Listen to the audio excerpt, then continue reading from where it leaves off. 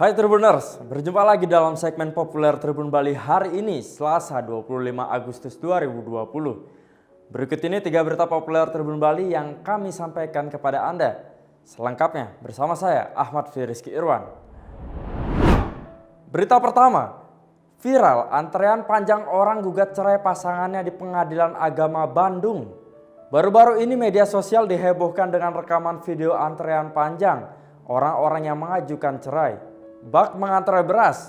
Fenomena antrean panjang pengajuan cerai tersebut terjadi di Pengadilan Agama Soreang, Kabupaten Bandung, Jawa Barat.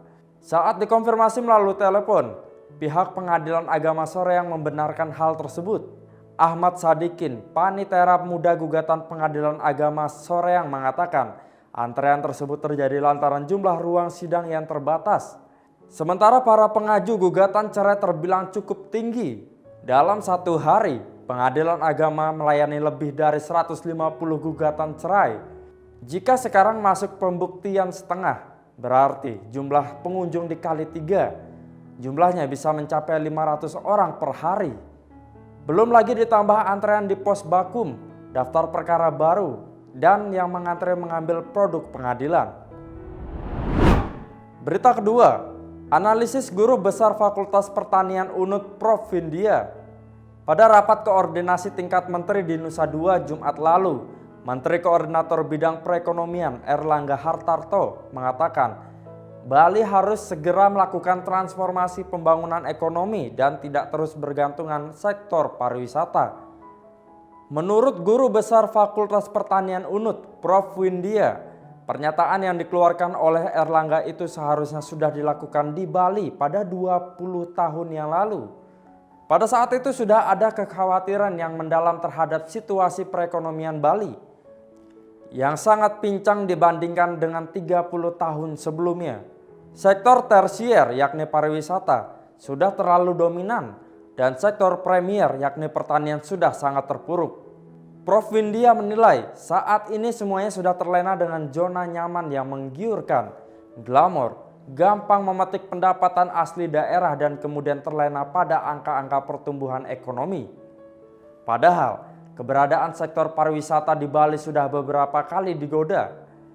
Menurutnya, jika ingin melakukan penyerapan tenaga kerja dan mengurangi kemiskinan, maka pembangunan harus dilakukan di sektor pertanian dan pengolahan hasil-hasil pertanian. Begitu merebak virus corona, perekonomian Bali terkontraksi 1% dalam kuartal pertama. Bahkan terkontraksi lebih dalam lagi yakni 10% dalam kuartal kedua. Ia menilai apa yang terjadi saat ini adalah hasil dari kebijakan kurang memperhatikan sektor premier dan sekunder. Berita ketiga, karyawati jadi dalang pembunuhan sadis di Kelapa Gading. Otak penembakan brutal di Kelapa Gading, Jakarta terhadap bos pelayaran Sugianto Tan yang berusia 51 tahun akhirnya terungkap. Seorang perempuan dari 12 tersangka pembunuhan berencana tersebut diringkus kepolisian. Kapolda Metro Jaya, Irjen Nana Sujana mengatakan, dari hasil penyelidikan diketahui otak pembunuhan berencana tersebut adalah perempuan berinisial NL. NL diketahui sebagai karyawati bagian admin keuangan di perusahaan pelayaran PT Dwi Putra Tirta Jaya milik Sugianto.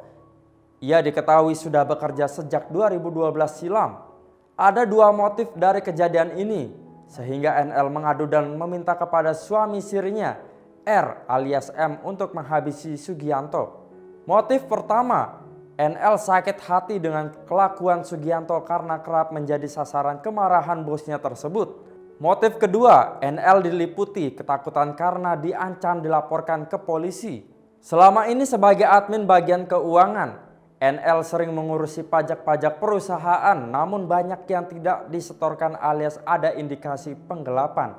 Satu waktu datang teguran dari kantor pajak Jakarta Utara perihal pajak perusahaan milik Sugianto tersebut. Korban pun menimpakan kesalahan soal pajak kepada NL. Bahkan korban pun sering mengancam akan melaporkan NL ke polisi terkait penggelapan pajak. Dalam kasus ini, polisi menetapkan 12 orang sebagai tersangka. Mereka punya peran berbeda dan ditangkap di tempat terpisah.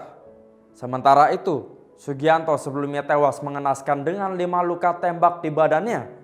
Di antaranya ada 3 tembakan mematikan yang mengenai punggung, sebanyak 1 tembakan, dan 2 di bagian kepala.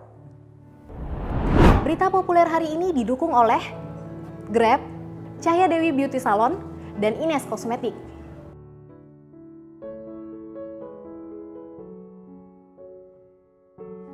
Demikian 3 berita populer Tribun Bali hari ini. Baca berita selengkapnya di koran Tribun Bali dan baca juga www.tribunbali.com.